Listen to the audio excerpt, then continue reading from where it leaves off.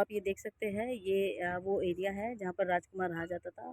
सामने घर है राजकुमार जी का और दिल्ली सफाई कर्मचारी आयोग के चेयरमैन जो है वो खुद आए हैं संजय गहलोत जी और उन्होंने जैसे कि अभी बताया गया था कि लेटर उन्होंने 2-3 जगह दिया, कमिश्नर को दिया है और जो दूसरा लेटर है उन्होंने वो दिल्ली सरकार को भी लेटर दिया है और उनकी जोन में भी लेटर भेजा है जिससे कर्मचारी को 1 करोड़ का मुआवज़ा मिले, पक्की नौकरी मिले और जितनी भी जो समस्या थी उसको लेकर के बात हुई है। तो आइए मिलते हैं संजय गहलोत जी से जानने की कोशिश करते हैं।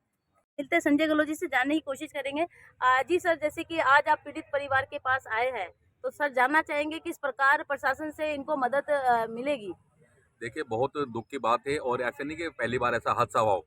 ये आमतौर पे हमेशा आए दिन ऐसे दुर्घटना होती रहती है। हमारे कर्मचारी को शुद्ध लेने वाला कोई भी नहीं है।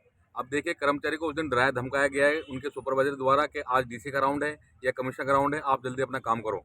तो आमतौर पर ऐसा देखा गया सभी वार्डों में, सभी जितने भी वार्ड हैं हमारे पूरे ज़ोन्स के, उसके अंदर कर्मचारी सुबह अपना काम करना शुरू कर देते हैं। जी, उस दिन 15 तारीख शनिवार को जब भी राजकुमार नाम के हमारे सफाई कर्मचारी वहाँ अपनी ड्यूटी पे काम कर रहे थे, एमसीडी के हित में काम कर रहे थे, अपनी जान पे खेल के काम कर रहे थे वहाँ पे, क्योंकि सिक्योरिटी पॉइंट ऑफ से कुछ भी सुरक्षा संबंधी उपाय नहीं है उनके पे। जी, जबकि होना ये चाहिए कि अगर ऑन रोड कोई काम कर रहा है तो पीछे कोई ना कोई व्यक्ति, कोई बेलदार या तो रेड लाइट मतलब झंडी लेके खड़ा रहे उनके सामने या कुछ भी, जिससे वो कर्मचारी सेफ रह सके हमारा।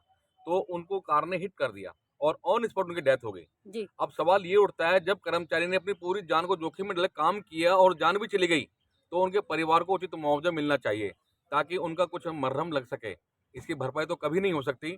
अब परिवार में उनकी 2 बेटियां हैं, 11 साल की, एक 7-8 साल की बेटी है, एक 1.5 साल का बेटा है, उनकी वाइफ है अभी, उनका भाई उनके ऊपर डिपेंड था, उनकी माँ उनके ऊपर डिपेंड थी, क्योंकि परिवार में कमाने वाला केवल एक यही व्यक्ति था। जी, तो इसलिए हम सरकार से मांग करते हैं, हमने आयोग के बिहाफ पे, आयोग का चेयरमैन होने के नाते हमने दिल्ली सरकार से पहले तो 1 करोड़ रुपए की मांग की है।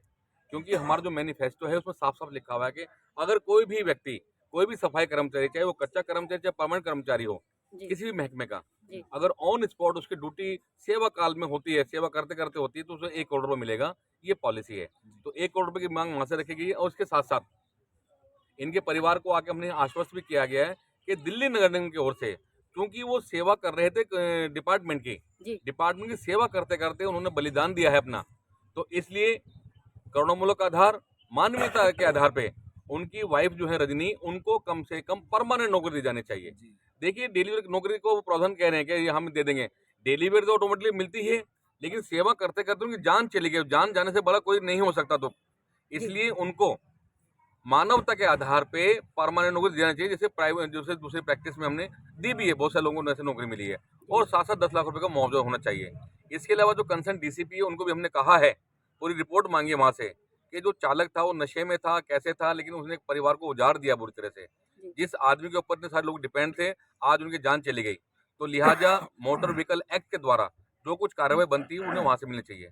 आज इस मौके पर हमारे जो सीनियर लीडर्स हैं, मनु चावल जी हैं, राजेश खेड़ी जी हैं, धर्म गुरवार सिंह जी हैं, मीना सालवान जी आए हैं, सुरेंद्र बिडलान जी स्वयं आए, यहाँ पे बिजेंद्र बागड़े जी आए हैं, सभी लोग यहाँ पे उपस्थित आए हैं।